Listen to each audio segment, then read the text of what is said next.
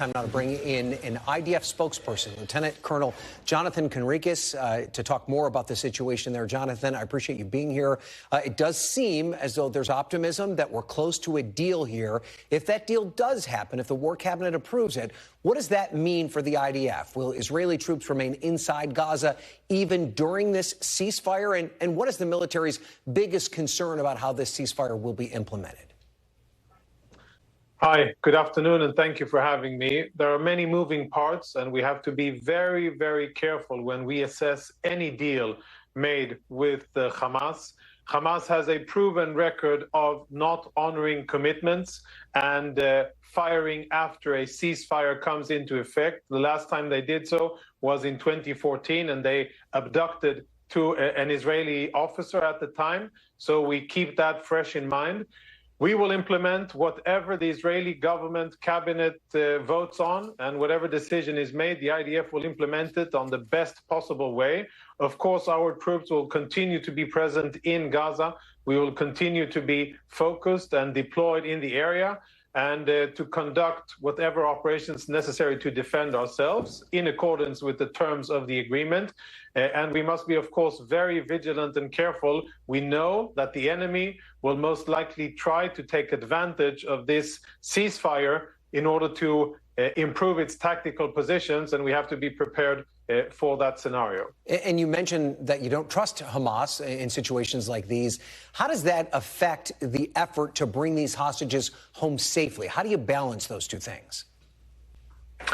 You know, we'll have to see what happens, right? Because it's a deal that is, according to the reports, and I think that your reporting is correct, it's also what I am aware of, but according to the reports, then it'll be on a day-by-day basis. We'll see how Hamas delivers on the agreement the first day, and then we will carry that on to the next day. But there will be room for a lot of vigilance and skepticism, and to be ready for any eventualities. We know that Hamas has complete disregard for human life, whether it is Israeli or Palestinian. They couldn't care less about the well-being of their own people. And of course, they're only using our hostages for political leverage. We keep that in mind. What they care about, Hamas, since they are a corrupt and hate-filled organization, is to kill Jews and kill Israelis. And that is how we look at everything they do and say. Now, the IDF has already secured the release of 5 people that were being held hostage by Hamas. Have you been able to glean any information from them about the operation in Gaza? Yes, from them and also from Hamas combatants that we have taken captive on the battlefield and interrogated quite thoroughly. They have revealed additional information which is valuable, and that adds up and is compiled by Israeli military intelligence to improve our situational awareness, and most importantly, to improve the ability to get our hostages back. Just for those who may have missed it, we are talking about 46 days. Israeli women, children, babies, infants, and elderly people, and men and women as well, are being held by Hamas for 46 days in inhumane conditions, in direct violation of everything that is right and human. And hopefully we will start seeing some of them back. But I can assure you that the aim of our war against Hamas is to dismantle Hamas, and that what we're seeing now is just one milestone in the bigger scheme of things, to get an opportunity to get hostages back, and then we will continue fighting Hamas until we eradicate them. And there's obviously still a great concern about the Palestinians that are living in Gaza. Many of them have been displaced. If there is any sort of a ceasefire, would any of them be able to return to their homes, especially in northern Gaza, or is it still in your belief that they need to evacuate that area, get to the southern part of that region?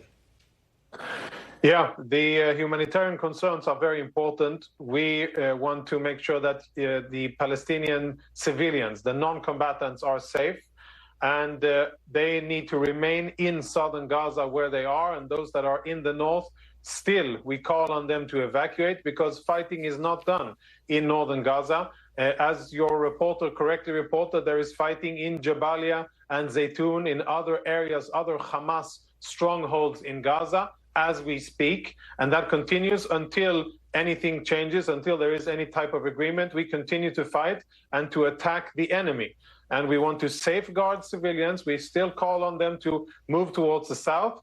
And once the fighting is done in the north, then I'm sure that we will issue guidance accordingly to the Palestinians. I hope that any ceasefire will be used by Hamas, first and foremost, to take care of the civilians in Gaza, the Palestinians who really need humanitarian aid. But something tells me, based on their behavior so far, that they won't be using it in order to make sure that Palestinian civilians are safe. They will be using the time and energy and resources made available for their military purposes and not to care for civilians. I want to talk to you now about the fighting that's happened in and around these hospitals in Gaza. The Indonesian hospital, of course, is one of the hotspots right now. Your government's denied shelling the hospital, but said instead that it was targeting enemy fire from within the hospital. Do you believe that Hamas is also operating at this hospital, as you've said that they are operating at other hospitals? And do you have specific intelligence that would lead you to that conclusion? Well, not only intelligence, proof on the ground. You know, a few weeks back from the Qatari hospital, which was a very nice and well-established and modern facility, Hamas operatives, combatants, fired at Israeli troops from within that hospital. And we have experienced the same thing with the Indonesian hospital, and of course, in and around Shifa. By the way, when we took the Shifa compound, not a single Palestinian civilian was wounded or killed. And that is not by chance. It is by design, because we fight while respecting the human dignity and the need for protection of civilians. Any loss of life of medical personnel or non-combatants is not the intended outcome, and we are working very hard in order to minimize the effect on civilians. It cannot, we cannot always guarantee it. I don't know specifically how these doctors died and what happened on the ground. I've heard the reports, we're looking into it, but I can say categorically, yes, Hamas systematically uses hospitals, and this has been proven, I think, beyond any doubt, that they use the hospitals for military purposes, or let's call them non-medical purposes, to fight against us. This is also the case with the Indonesian hospital and all of the other facilities that are supposed to enjoy the special status of protection according to humanitarian law. All right, Jonathan Conricus, thank you so much. We appreciate you being here. Thanks for watching. Stay updated about breaking news and top stories on the NBC News app, or follow us on social media.